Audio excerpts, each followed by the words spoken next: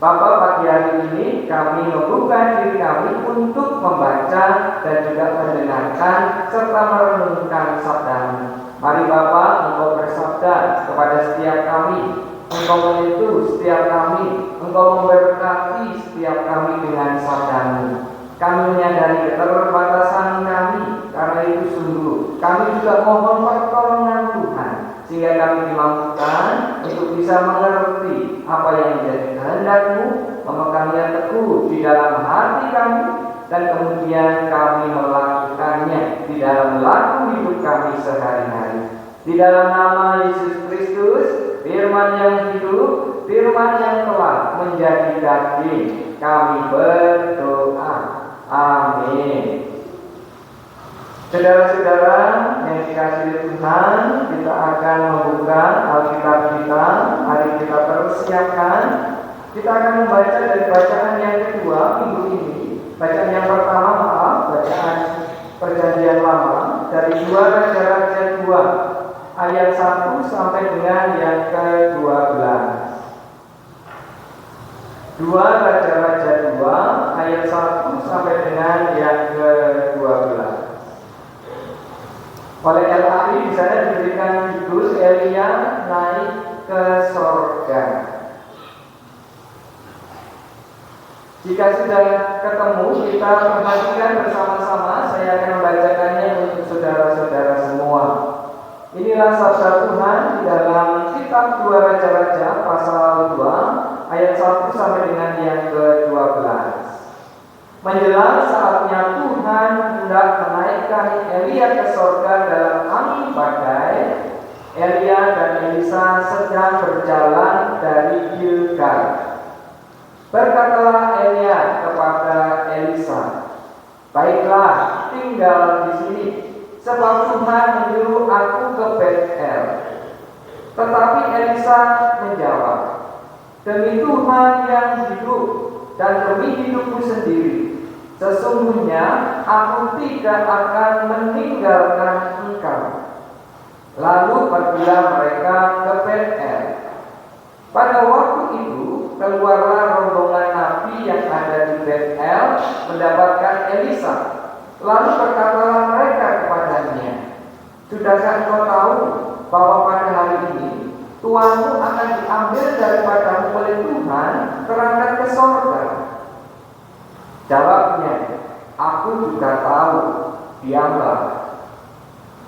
Berkatalah Elia kepadanya, "Hai Elisa, baiklah tinggal di sini, sebab Tuhan menyuruh aku ke Yeriko."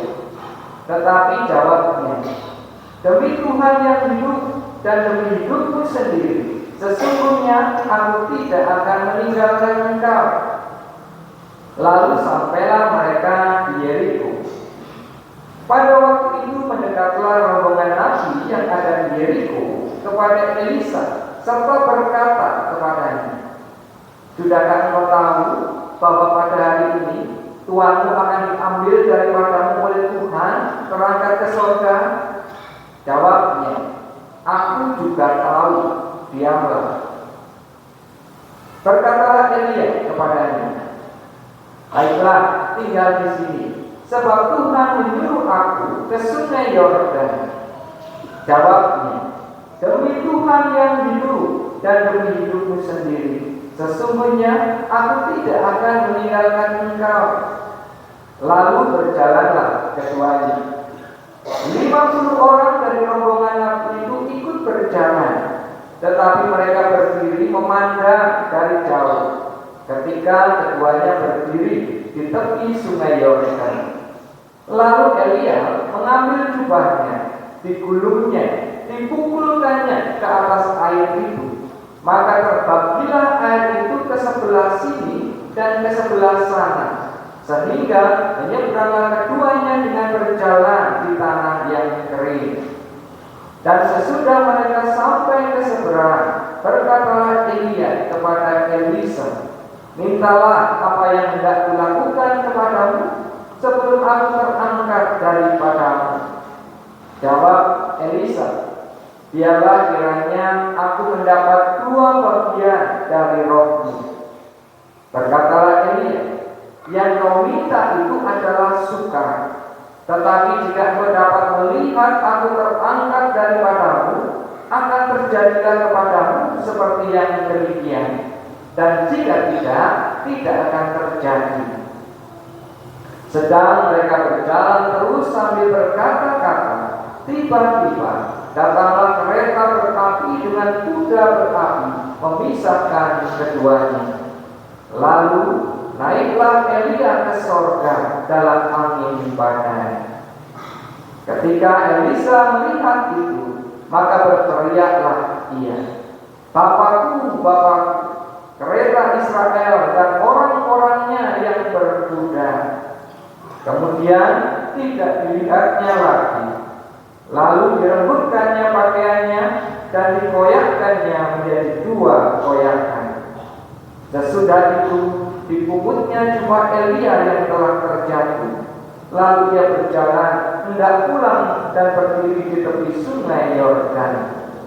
Ia mengambil jubah Elia yang telah terjatuh itu, dipukulkannya ke air sambil berseru, di manakah Tuhan Allah Elia? Ia memukul air itu, lalu terbagilah ke sebelah sini dan ke sebelah sana.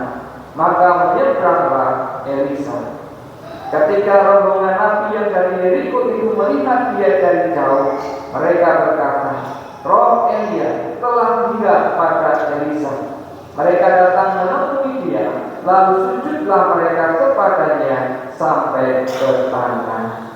Saudara-saudara yang dikasihi oleh Tuhan, demikianlah sabda Tuhan yang berbahagia kita yang membacanya, yang mendengarkannya, dan yang memperhatikannya.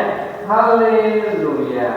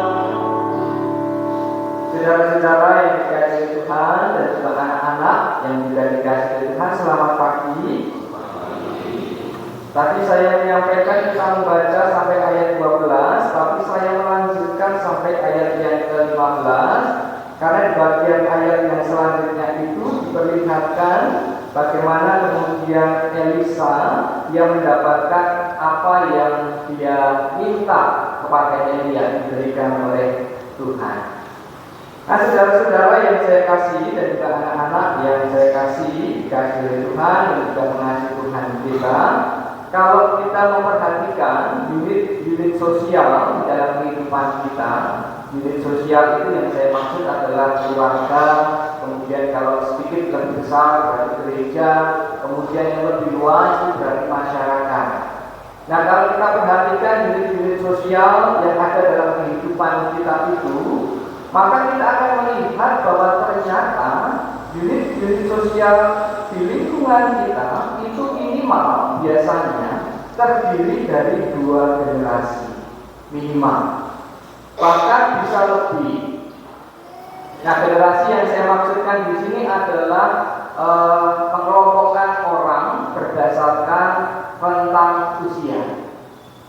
Nah, saudara-saudara, contoh sederhananya adalah kalau kita lihat unit terkecil. Jadi misalnya katakanlah keluarga, unit terkecil itu keluarga. Kita ambil contoh keluarga yang paling kecil, terdiri hanya dari 2 orang, suami dan istri. Ambil contoh lagi lebih spesifik seperti saya misalnya dan istri saya, kami 2 orang. Ini kecil, tetapi kami terdiri dari 2 generasi yang berbeda. Saya ini termasuk generasi X kalau menurut teori generasi. Generasi X itu yang lahir tahun 65 sampai 1980. Saya generasi X. Nah, istri saya itu generasi D. Generasi D itu yang lahir tahun 1981 sampai dengan 1991. Jadi kami satu keluarga kecil terdiri dari dua generasi yang berbeda. Nah, bayangkan kalau keluarganya lebih besar, berarti generasi yang ada di sana lebih banyak. Nah, lalu apakah keberagaman generasi ini ada pengaruhnya? Ada dampaknya di dalam kehidupan bersama? Ada. Dan pengaruhnya, dampaknya saya rasa tidak bisa kita sepelekan. Contoh yang paling sederhana yang saya rasakan ketika bersama dengan istri saya adalah saat kami bepergian. Jadi kalau pas kami bepergian tempat yang jauh, kemudian kami naik kendaraan, naik mobil, biasanya ketika di dalam mobil, karena perjalanannya panjang, yang pasti kami rindukan yang pertama adalah apa? Pilihan playlist lagu.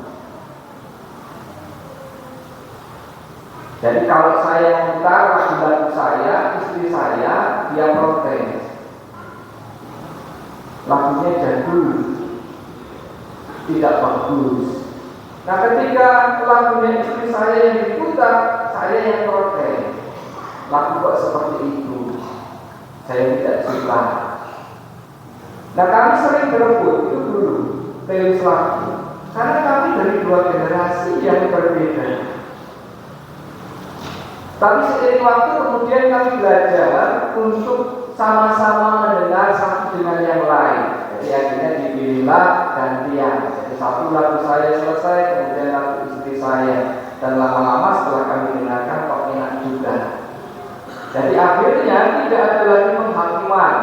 Penghakiman dalam hal apa? Selera kurang bagus misalnya begitu. Dan kemudian kami bisa menikmati, oh ternyata enak juga ketika didengarkan bersama. Nah, saudara-saudara, jadi jelas bahwa perbedaan generasi itu ada pengaruhnya, dan pengaruhnya tidak bisa kita sepelekan. Jadi kalau hari ini mungkin di tengah keluarga Bapak Ibu sering dalam tanda kutip berbeda pendapat dengan anak atau berbeda pendapat dengan saudara yang lainnya, mungkin itu dipengaruhi salah satunya oleh ini, adanya perbedaan generasi ini. Dalam hal ini saya hanya tidak mengajak bahwa perbedaan generasi ini perlu untuk kita sadari, karena memang generasinya berbeda. Tidak hanya disadari, tetapi kemudian ini juga menumbuhkan sikap untuk mau memahami generasi yang berbeda ini. Sehingga kemudian ketika terjadi saling memahami, relasi yang ada bisa berjalan dengan lebih baik, berjalan dengan indah, sehingga semuanya nanti bisa bertumbuh. Itu di dalam keluarga. Di dalam gereja juga sama, ini lebih kompleks. Karena di dalam gereja hampir semua generasi ada, dari yang baru lahir sampai yang remaja, pemuda, dewasa, lanjut usia, semuanya ada. Tiap generasi ini punya ciri khas yang berbeda-beda. Nah, kalau ini tidak kita sadari,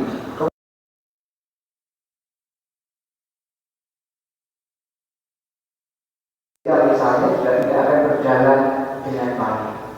Nah, mungkinkah relasi antar generasi itu bisa berjalan dengan baik? Sangat mungkin. Dan hal itu bisa kita lihat Bapak Ibu dan Saudara serta anak-anak dari relasi Elia dan Elisa yang tadi kita baca sepenggal kisahnya. Elia dan Elisa ini dua generasi yang berbeda. Elia itu sudah cukup mapan umurnya, sudah banyak umurnya, sedangkan Elisa ini masih sangat muda. Tetapi relasi di antara mereka, dua generasi yang berbeda ini dapat berjalan dengan baik, dapat berjalan dengan indah. Nah, saya akan menceritakan awal mula relasi ini. Relasi antara Elia dan Elisa ini diawali ketika Tuhan memerintahkan kepada Nabi Elia untuk memanggil Elisa sebagai muridnya. Dan ketika itu Elia kemudian menjumpai Elisa yang masih sangat muda. Saat dipanggil oleh Elia, Elisa itu sedang membaca Dia membaca bersama dengan lembunya. Dan yang menarik ketika dipanggil untuk menjadi muridnya Elia, Elisa ini tidak banyak kata. Dia langsung mengiyakan dan mengikuti Elia. Nah, ini digambarkan dengan apa? Digambarkan dengan ketika itu Elisa langsung pamit kepada orang tuanya. Bacanya kemudian dia copot, bacanya dia bakar, kemudian lembunya dia potong, dia masak, kemudian dia bagikan kepada orang-orang. Jadi gambaran bagaimana Elisa ketika itu langsung mengiyakan ajakannya Elia. Nah, cerita ini cara lagi bisa Bapak Ibu lihat nanti lebih lanjut di dalam 1 Raja-Raja 19 ayat 19 sampai dengan yang ke-21. Nah, sejak saat itulah relasi antara Elia dan Elisa mulai terbangun. Dan relasi di antara mereka, dua generasi yang berbeda ini berjalan dengan sangat indah. Hal indahnya relasi di antara mereka ini salah satunya bisa kita lihat dari catatan di dalam 2 Raja-Raja 2 ayat 1 sampai dengan 15 tadi yang kita baca. Tanda yang menunjukkan bahwa mereka punya relasi yang indah pada bagian apa? Saya menemukan ada beberapa bagian.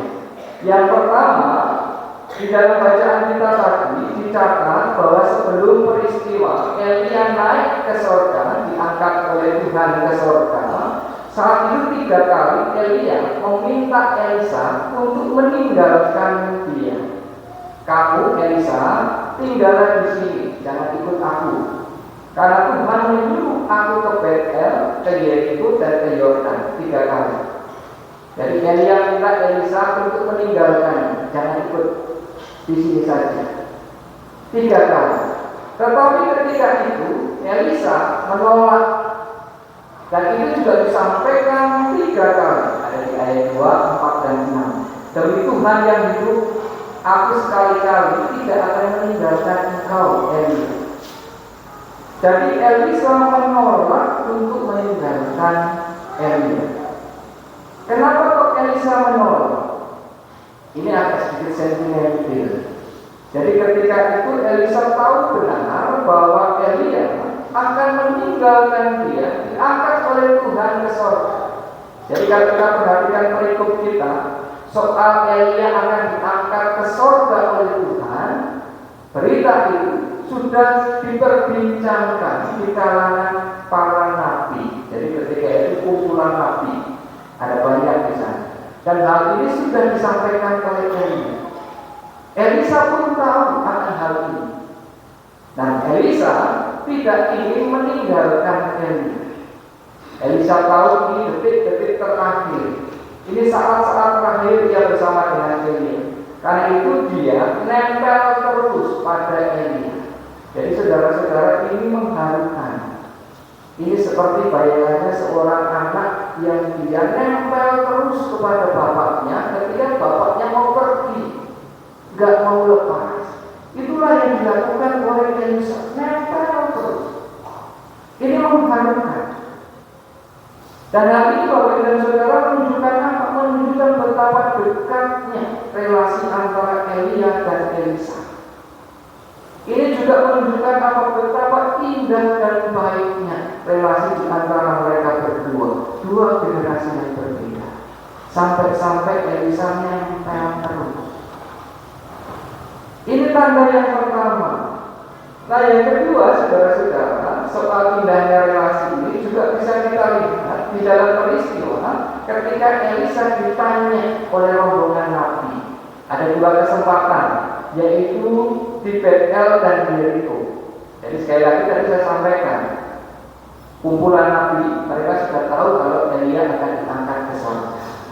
Nah, ketika itu, ketika berjumpa dengan Elisa di Betel dan Yeriko, rombongan nabi ini bertanya kepada Elisa, Elisa, apakah kau tahu kalau Elia akan diangkat Tuhan ke surga?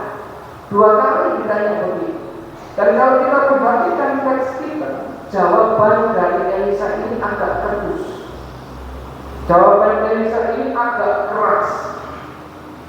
Elisa menjawabnya begini. Kalau tadi saya membacanya agak sedikit lembut. Tapi mungkin pada peristiwanya nadanya sangat keras. Aku tahu dia marah kira-kira begitu. Nah, jawaban keras Elisa ini, Bapak Ibu, sebenarnya menggambarkan suasana emosional yang dirasakan oleh Elisa. Dia sangat emosional. Kenapa? Karena dia tahu dia akan berpisah dengan Elia. Jadi saudara-saudara, jawaban Elisa ini menggambarkan juga bahwa relasi di antara dia dengan Elia itu sangat dekat, sangat baik, dan juga sangat indah. Jadi sekali lagi Bapak dan Saudara, relasi Elia dan Elisa, sekalipun mereka dua generasi yang berbeda, mereka memiliki relasi yang indah. Nah, kemudian pertanyaannya adalah apa yang membuat relasi di antara mereka bisa begitu indah? Kok bisa segitunya? Nah, saudara-saudara, saya mengajak kita untuk memperhatikan percakapan antara Elia dan Elisa di detik-detik akhir perpisahan mereka di tepi sungai Yordan. Ketika itu Elia berkata begini kepada Elisa, Elisa, mintalah apa yang hendak kulakukan kepadamu sebelum aku terangkat daripadamu. Jadi Elia menawarkan sesuatu kepada Elisa. Nah, pertanyaan Elia kepada Elisa ini menunjukkan bagaimana Elia saat itu mau mendengar kebutuhannya Elisa. Ini juga menunjukkan bagaimana Elia mau belajar untuk memahami apa yang Elisa rasakan saat itu, apa yang Elisa pikirkan saat itu. Jadi ini memperlihatkan betapa Elia saat itu mau mendengar Elisa, mencoba memahami apa yang menjadi kebutuhannya Elisa. Ini indah. Padahal kita tahu Elia ini lebih senior daripada Elisa, tapi dia mau mendengar kebutuhannya Elisa. Nah, saat itu saudara-saudara, Elisa menjawab begini, biarlah kiranya aku mendapat 2 bagian dari rohmu. Elisa minta 2 bagian dari rohnya Elia. Nah, apa arti permintaan Elisa ini? Saudara-saudara, kalau kita mengaku hukum di zaman itu, nanti saudara bisa cek di dalam Ulangan 21 ayat 17, di sana diatur bahwa anak sulung di dalam keluarga dia akan mendapatkan 2 lipat bagian warisannya, itu 2 kali lipat jika dibandingkan dengan anak-anak yang lain.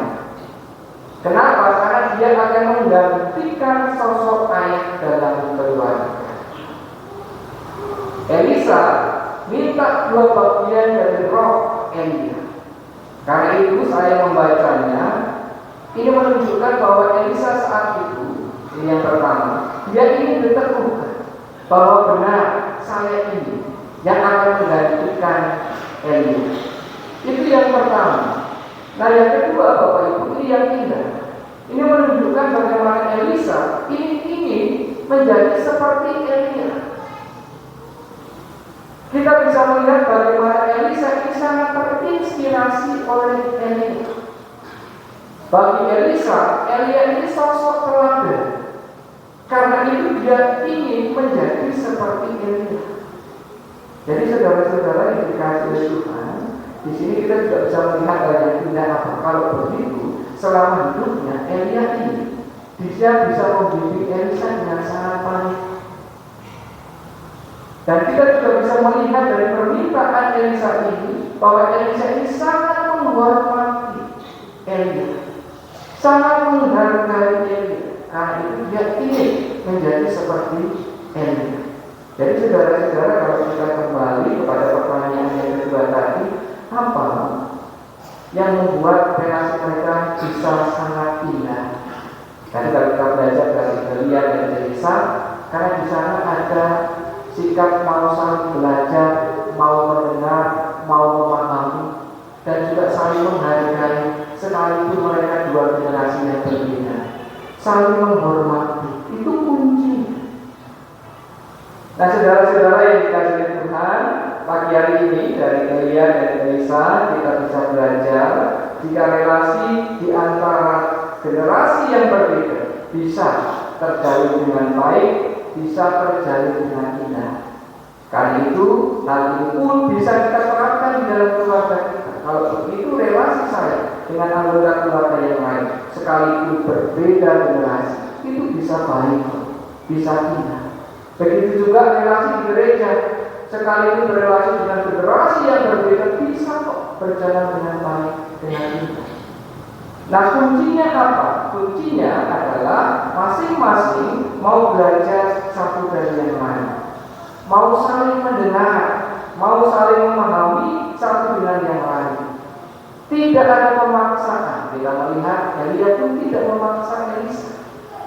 Juga tidak ada penghakiman generasi.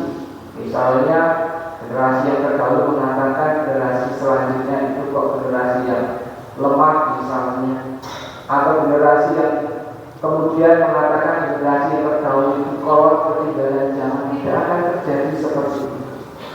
Nah, saudara-saudara yang dikasihi Tuhan, jika masing-masing dari kita mau belajar satu dari yang lain, mau belajar mendengar dan memahami satu dengan yang lain, maka relasi antar generasi di dalam keluarga kita, di dalam gereja, dan di masyarakat tidak hanya akan harmonis, tetapi itu juga akan membuat masing-masing, tiap pribadi, tiap generasi bertumbuh menjadi lebih baik.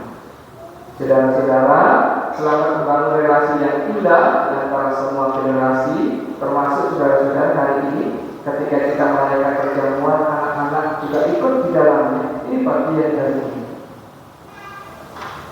Tuhan Yesus menolong kita semua. Amin. Saudara-saudara, saya mengajak kita untuk hening sejenak untuk meresapkan kembali sabda yang baru saja kita dengar.